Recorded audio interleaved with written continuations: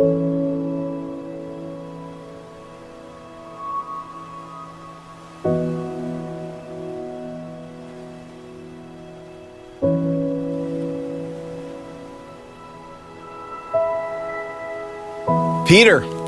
Aside from Jesus and maybe Paul, Peter's probably the best known figure in the New Testament. In the Gospels, we learn more about Peter than he probably wants us to know. We see his victories, his failures, more than we do from anybody else. He has a knack for putting his foot into his mouth even better than I do. Who he imagines himself to be usually exceeds the reality of who he is. I don't know if you've ever met anyone like that. But for all Peter's shortcomings, most New Testament scholars wouldn't hesitate to say that he is Jesus' best friend. I'm out here on the shore of Flathead Lake. Peter grew up fishing on the shore of the Sea of Galilee, which is actually probably less than a quarter the size of Flathead.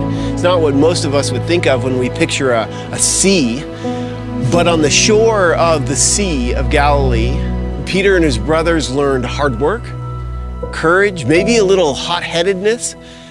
But the bravado of youth doesn't last long in a place like this. It may not get as cold as it does here in Montana, but the Sea of Galilee can be rugged, a real rugged place, and under the wrong conditions, if you turn your back on it, it can kill you. Eventually, Peter will learn that misplaced courage can be just as dangerous as cowardice. So we're going to spend some time searching for Peter, learning what makes him tick, watching him grow up with Jesus. Jesus will speak some truth into his life like no one ever has. And he will be molded into one of the most significant leaders in the New Testament church. And we're going to get to watch that happen. We'll look at many of the gospel stories. Some of them are really well known, well loved. Some of them you may not know. We'll look at Peter's epistles, his letters. And I hope by the time we finish that we will all have found a bit of ourselves in Peter.